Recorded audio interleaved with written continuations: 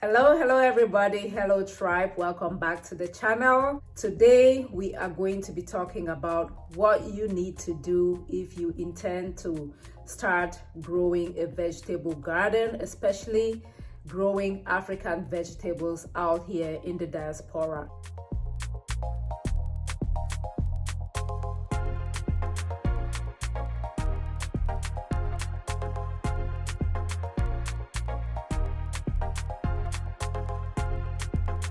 The channel, hello and welcome. My name is YAJE. Thank you for clicking to watch, and members of the tribe, thank you ever so much for your encouragement and your support. So today I wanted to come here and share with you just some things to consider if you want to start growing African vegetables or any kind of vegetables actually in your garden, maybe in your backyard this year. The first thing I would want you to think about is what type of gardening do you want to do? So we have container gardening, which means you are growing your vegetables or your crops in some kind of a container, like maybe a pot, a grow bag, or whatever vessel. You have your garden in a vessel. And this is good for people that have very little spaces. Maybe you are in an apartment or you don't necessarily have space in your backyard to grow a big garden.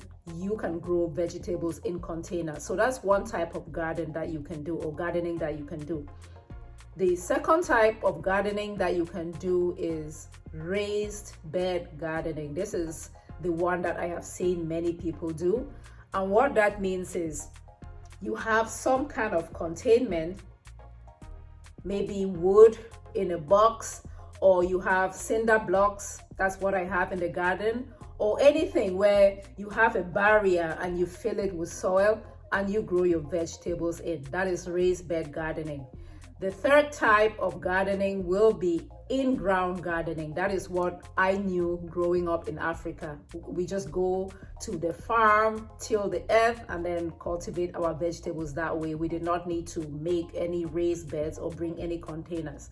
So that is direct in-ground gardening. The reason why you need to know the type of gardening that you can do or that you're intending to do is because if you're out here in the diaspora, you probably need to go to the store and buy soil. Yeah, you would need to go and buy soil, and the type of soil that you buy depends on the type of gardening that you are going to do. There are soils for container gardening, a different type of soil for in-ground gardening, and a different type of soil for raised bed gardening. It is very important because if you use soil that is meant for in-ground gardening and put that in a container, your crops might not do well, and then you think that you don't have a green thumb. Meanwhile, it was just this little piece of information that you missed. The second thing that I want you to think about is what vegetables or what crops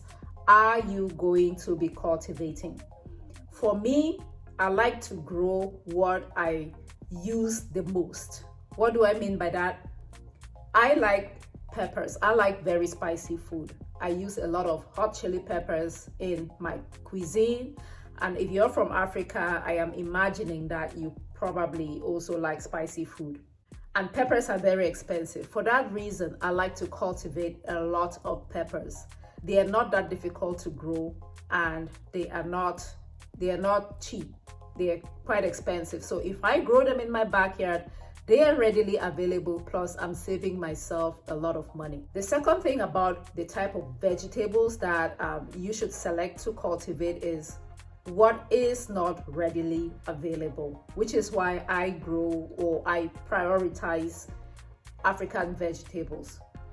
I eat a lot of these African vegetables, and I cannot just get into an HEB or a Whole Foods market or my farmer's market and find my water leaves or bitter leaves or the ugu and such. So I try to cultivate the vegetables that are not readily available for me. Again, that's why I grow African vegetables instead of things like, tomatoes and such. I can easily find tomatoes, but my water leaves and bitter leaves, I cannot find. So whatever for you is not readily available, consider growing that. The third thing about the vegetable selection I would like you to think about is the variety of vegetables to cultivate. You do not want to overwhelm yourself with 15 different types of vegetables, because keeping up with taking care of these vegetables can become so challenging that you just give up gardening altogether. I am recommending, if you are a beginner, to do no more than 5 different types. Say for example, you do peppers, water leaves, bitter leaves, maybe what our German and garden egg. That is even already too many if you're just beginning. Do not spread yourself out too thin.